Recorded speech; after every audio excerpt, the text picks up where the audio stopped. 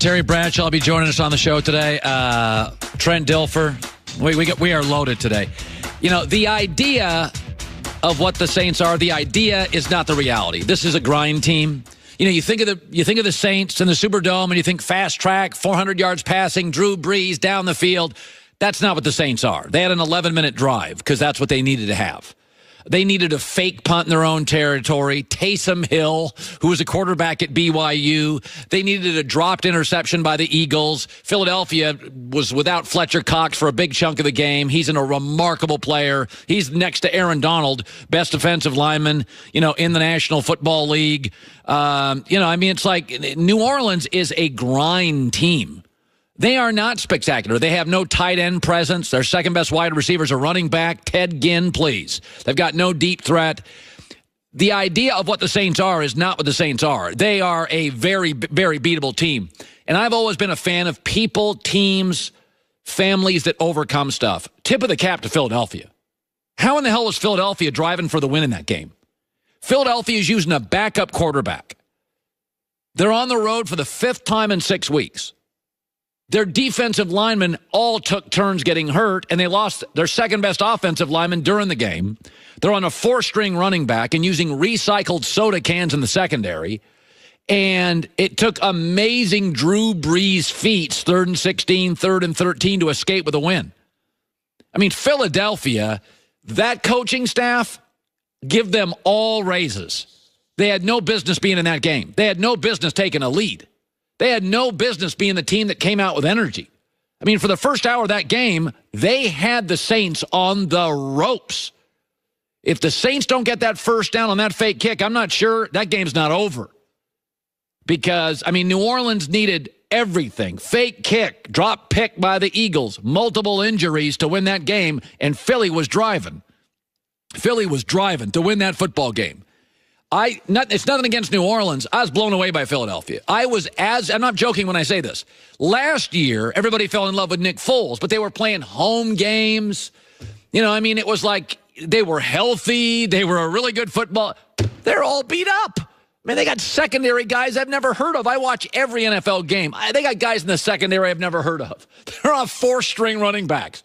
You know how hard it is to win on the road 5 times in 6 weeks? You saw the Chargers on back-to-back roadies? The Chargers, a great roster on back-to-back road trips, did not show up. They were out 4 minutes into the game. It was over. For Philadelphia to be in that game to the end with a backup, and I'm blown away by Philadelphia. So don't sell your stock on the Eagles. Because they're going to be, Carson Wentz is back. They're going to be significantly healthier. They've shown an ability to acquire free agents at a high level and draft at a high level. I've said their owner, their GM, their coach, and their quarterback are all A. They're all A talents. So when you're an A going into the season every year, owner, GM, coach, and quarterback, you're not going anywhere. If you told me today there's a team that's going to dominate the NFC East and I had to pick one, I'd pick Philadelphia. That was character. That was impressive. I know how it works. If you win a game, you're a genius, and if you lose a game, you're a bum. That's the way it works in sports. Blown away by Philadelphia yesterday. Blown away. I took them in the point. I thought the Saints would win, and I thought, Philly will keep it close. The first 2 rounds of that fight, Saints were almost on the canvas in the Superdome. All the other teams that got rest dominated. KC off a bye, great. Belichick off a bye, great. Rams off a bye, great. Saints off a bye, almost got knocked out in the second round. A fake punt is literally saved them. BYU quarterback basically saved them. They needed Drew Brees to do these, So I say, Drew Brees, one of the 8 best quarterbacks I've ever seen. He had to do 3rd and 13 and 3rd and 16, and Drew's Drew. You can't draw up the stuff he does. All right, here's Joy with the news. No. Turn on the news.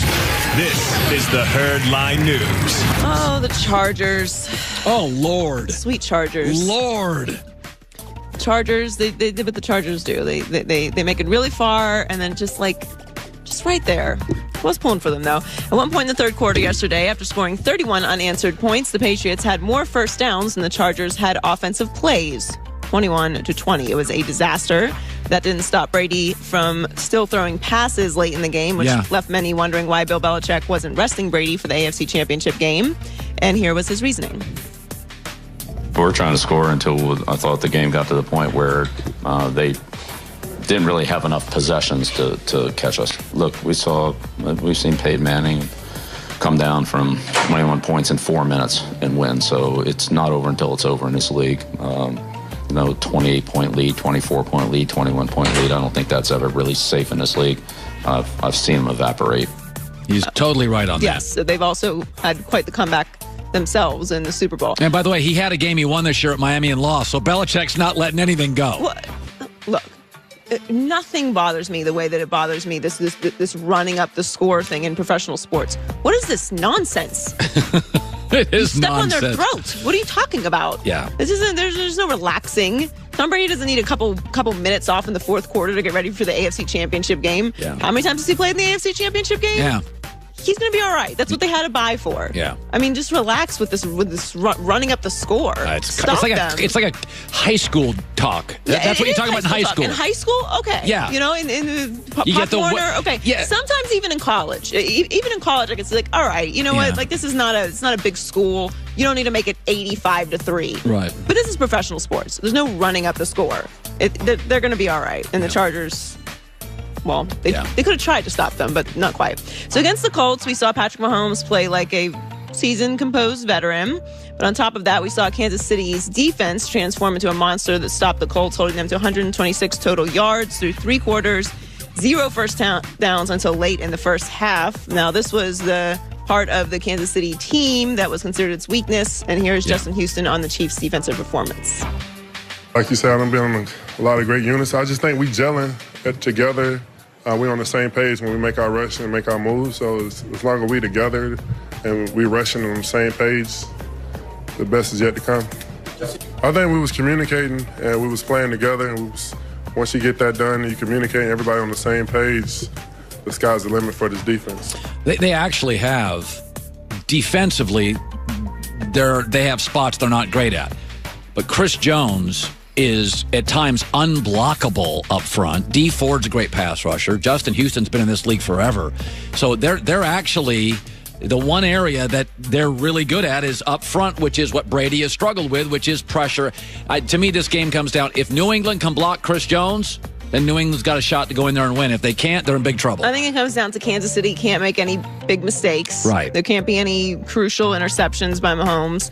And they'll probably end up being who has the ball last, to be honest with you, because it's going to be a shootout. But I was very impressed with the Kansas City defense. I think they're just tired of people talking bad about them. And they really played amazing. Do you know I've already bet both games for next week so far? I'm 8-0 straight up. I got a lot of confidence. Well, that's fair. I've already bet both my games. You just keep the streak going. I'll tell you Friday, but I feel very good.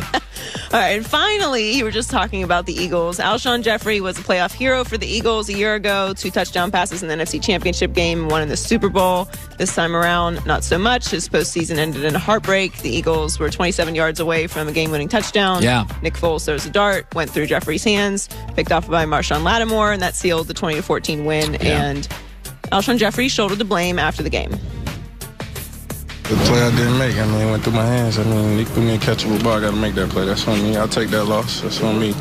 Let all my teammates down. City of Philadelphia, that's on me. I'll take that. Move on. It hurts right now, but I guarantee we'll be back next year for sure. He's a good player. He's a good player.